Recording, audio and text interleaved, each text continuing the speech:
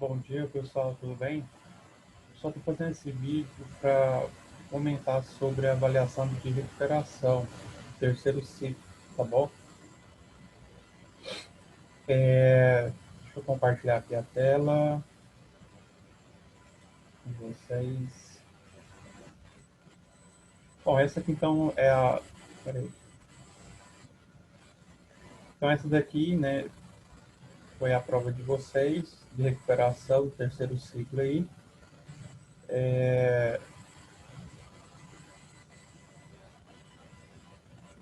A primeira questão que eu separei falava sobre a tabela periódica, né? Aí tem um texto aqui de introdução que mostra um pouco de conhecimento para vocês. E, e aqui no finalzinho aqui vem a pergunta. Dada a sua importância, perguntasse o grupo da tabela periódica que se caracteriza por apresentar predominância de elementos artificiais é 2. Aí aqui ele te deu as opções, né? Metais de transição, gás nobres, actinídeos, metais alcalinos terrosos, lantanídeos. No caso, a resposta aqui ó, é os actinídeos. Vou mostrar aqui para vocês uma outra tela, onde nós temos a tabela periódica. Então, se vocês observarem aqui na tabela periódica, tem uma legenda aqui, ó, e nessa legenda, bem aqui, ó, fala que esse tipo de anotação aqui, ó, os elementos são artificiais. Eu vou aumentar o tamanho.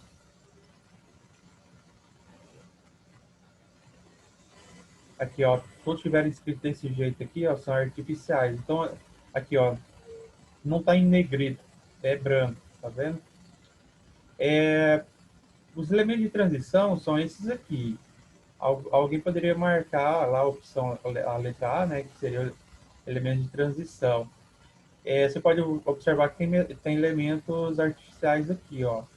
Mas se vocês olharem o total, que nós temos 4 fileiras de elementos, ó, 4 fileiras, e pegar esse TecNES e colocar aqui para completar a última fileira aqui, vocês vão ver que esses elementos artificiais equivalem a 1/4 do total de elementos de metais de transição.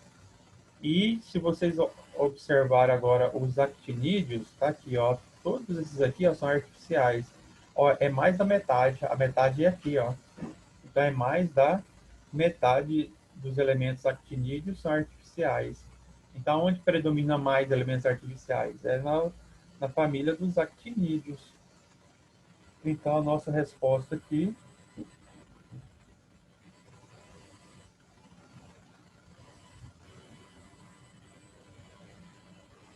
Então, a nossa resposta aqui é os actinídeos para essa pergunta, tá? Bom, a minha número 2 aqui, ela é sobre tabela periódica também, e ela fala também sobre a tabela, né, a organização e tal, e no final vem a pergunta.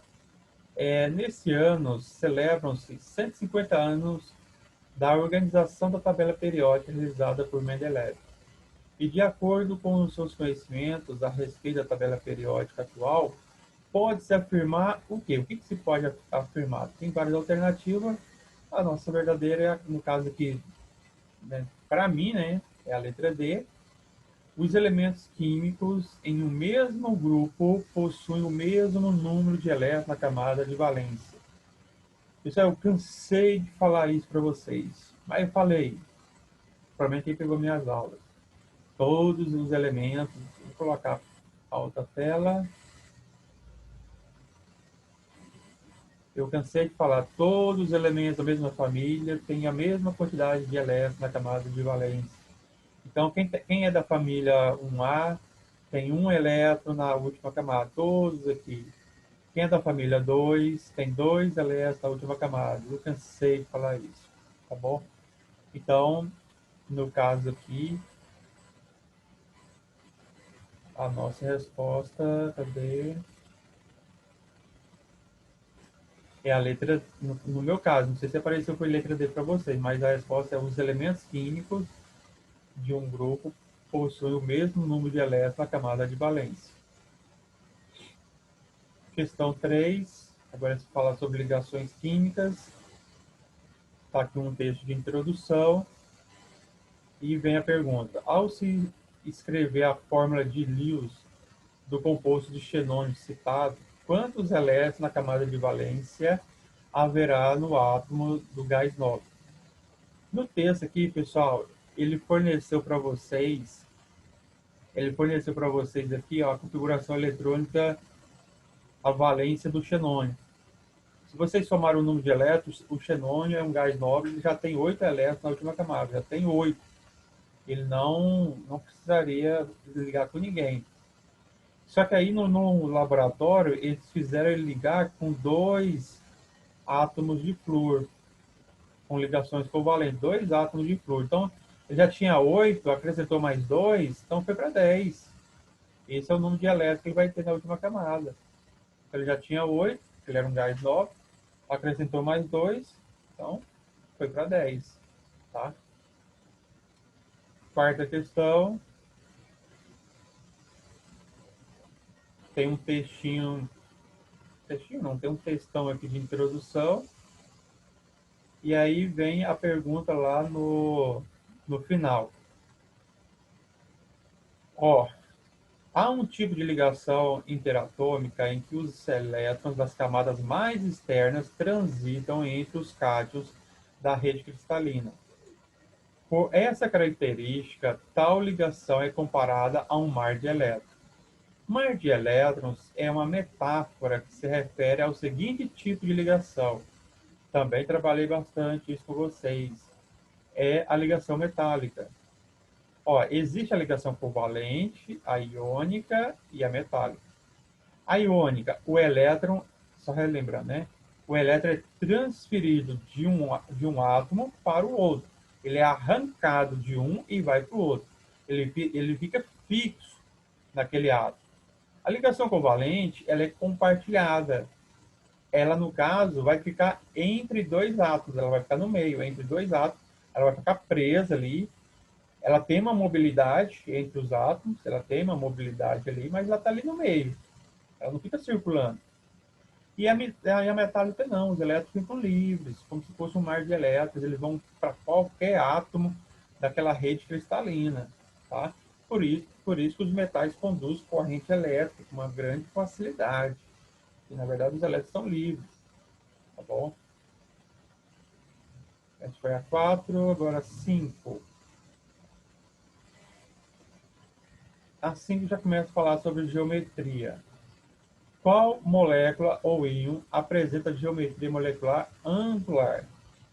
Gente, mas eu fiz tipo, nas aulas essa geometria angular bastante com vocês, mas eu fiz várias vezes, entendeu? Não foi uma, mas várias. É o SO2 aqui, ó, que é o 3, né? O número 3, a letra D, tá? Trabalhei bastante isso com vocês. É esse carinha aqui. O angular, pessoal, ele é formado, ele é o seguinte, ele tem um átomo central e 2 ligantes, 2 átomos ligados nele. Ele vai formar um angular.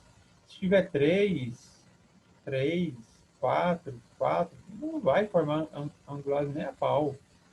Ele só vai ter um átomo central e 2 ligantes. Não pode ter 3, 4 ou mais. Tá? Só 2. A água é angular e é H2O. Você tem o O central e 2H ligado nele. Vai formar angular. Tá?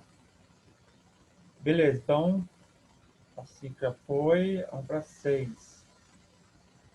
A 6 também fala sobre geometria e forças intermoleculares. Tá, é fornecido aqui para vocês aqui, né, vários compostos, aqui no final.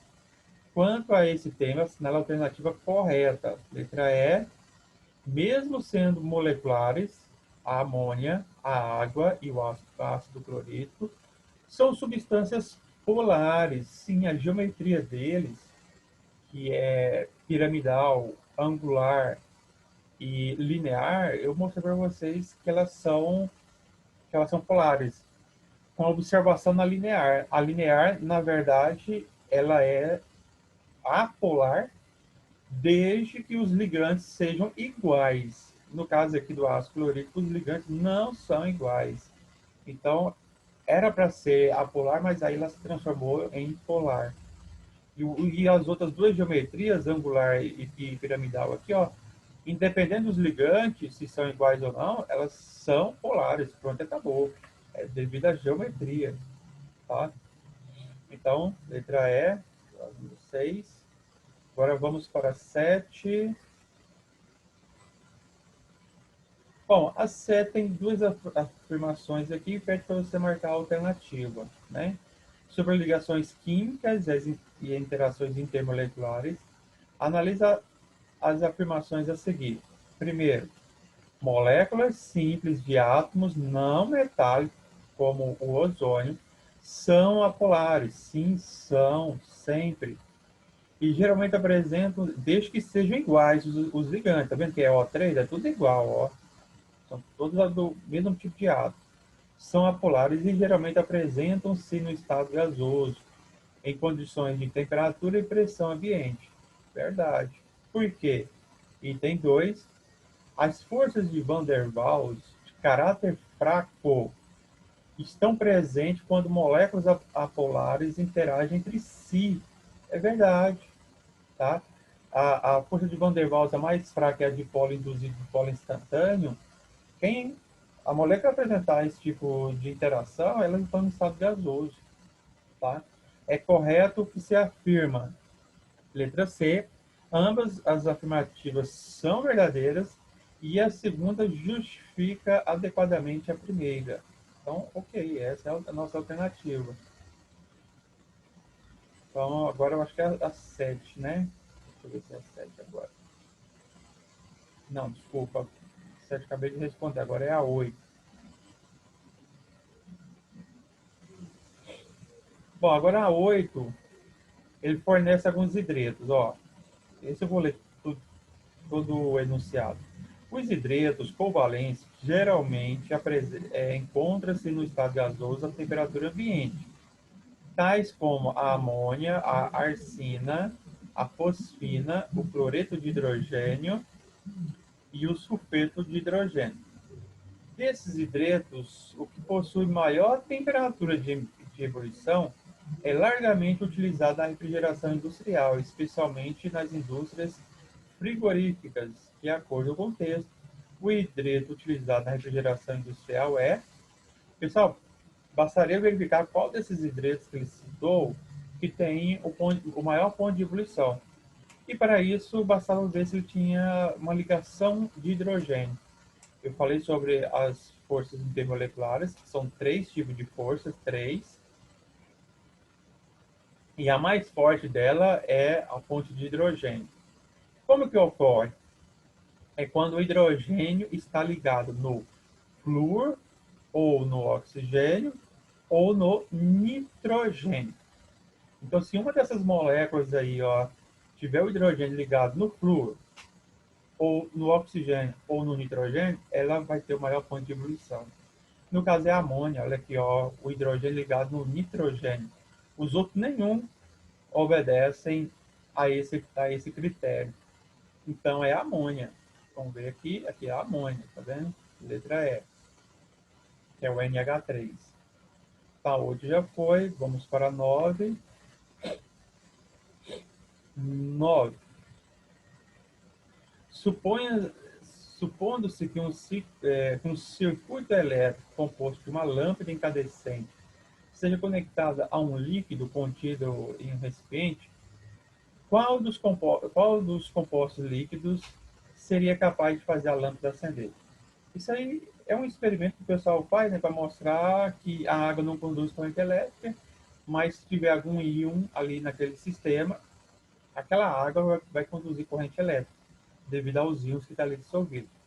Esses íons são obtidos através de quê? Através de sais, se você dissolver um sal ali, ou um ácido, ou uma base. Entendeu? Se você dissolver um sal, um ácido ou uma base ali dentro, você vai conseguir conduzir corrente elétrica ali. No caso aqui, ó, óleo de vegetal não obedece nenhum desses critérios. Água destilada, se ela, eu acabei de falar, se for água pura, não conduz. Solução aquosa de sacarose, açúcar quando é dissolvido não vai formar esses íons. A água oxigenada só tem oxigênio a mais ali na estrutura da água. Então é aqui, a solução aquosa de leite e magnésio, que é uma base, tá? Ela dissolvida, ela vai conduzir corrente elétrica. E aí vai acender a lâmpada. Então, letra D. E a nossa última aqui, ó, a 10ª. É o trióxido de enxofre, que é o SO3, é um poluente atmosférico que pode ser obtido em laboratório pela reação do enxofre com oxigênio em excesso na presença de um catalisador adequado. Sobre essa molécula, verifica-se que, tá aqui, ó, letra C, ela reage com um óxido de cálcio. Óxido de cálcio, pessoal, é cal verde, tá? Cal verde, produzindo um sal. E aí vai produzir um sal. Então, é essa a nossa alternativa. Então, com isso, pessoal, estou revisando aí, ó. Revisando não, né? Fazendo a prova comentada da recuperação com vocês aí, tá? Deixa só eu. Tá bom? Então, espero ter ajudado vocês.